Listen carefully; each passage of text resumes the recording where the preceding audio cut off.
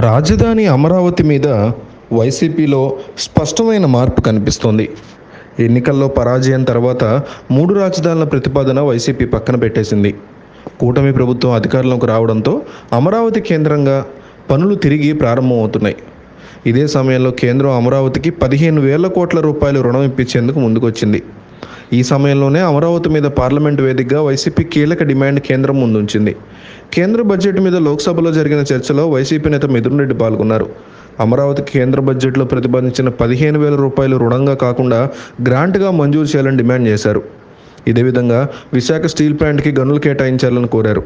Polavaram project diaphragm wall దెబ్బతినడానికి బాధ్యులు ఎవరని ప్రశ్నించారు. విశాఖ స్టీల్ ప్లాంట్ ప్రైవేటీకరణ వ్యతిరేకిస్తున్నట్లు మిథున్ రెడ్డి స్పష్టం చేశారు. 10 ఏళ్లు గడిచినా విశాఖ మెట్రో, కడప స్టీల్ ఊసే లేకపోవడం ఏంటని ప్రశ్నించారు. రాష్ట్రంలో మధ్య, చిన్న తరహా పరిశ్రమలను ప్రోత్సహించాలని కోరారు. ఆంధ్రప్రదేశ్లో శాంతి భద్రతలు దిగజారిపోయేలాగా ఉంటే పెట్టుబడులు ఎట్లా వస్తాయని మిథున్ రెడ్డి ప్రశ్నించారు. తన నియోజకవర్గంలో తనని తిరగనీయకుండా అడ్డుకున్నారని ఆగ్రహం వ్యక్తం చేశారు. తన మీద దాడి చేయడంతో పాటు తన వాహనం ధ్వంసం చేశారని వివరించారు. తన మీద దాడి చేసి తన మీద హత్యాయత్నం కేసు నమోదు చేశారని చెప్పుకొచ్చారు. ఏపీలో శాంతి భద్రతలను కాపాడాలని, హింసకి చమరగీతం పాడాలని మిథున్ రెడ్డి వ్యాఖ్యానించారు. అట్లాగే ఆంధ్రప్రదేశ్కి సంబంధించినటువంటి మరొక వార్త కూడా ఎక్కువగా వైరల్ అవుతోంది.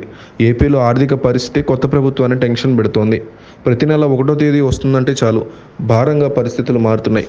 ఉద్యోగుల జీతాలు, పెన్షన్లతో పాటు 67 లక్షల మందికి సామాజిక పెన్షన్ల పంపిణీ ప్రతి నెల 1వ తేదీ అందించాల్సి ఉంది. దీంతో అధికారంలోకి వచ్చిన తర్వాత ప్రభుత్వం ఇప్పటికే పలుమార్లు ఆర్బీఐ వద్ద సెక్యూరిటీల వేలంలో ప్రతి మంగళవారం 2 లేదా 3 వేల కోట్ల రూపాయలు సమీకరిస్తోంది. ఇక 3 రోజుల్లో 1వ తేదీ వస్తూ ఉండడంతో మళ్ళీ దీనికి సంబంధించి ఆందోళన కనిపిస్తోంది.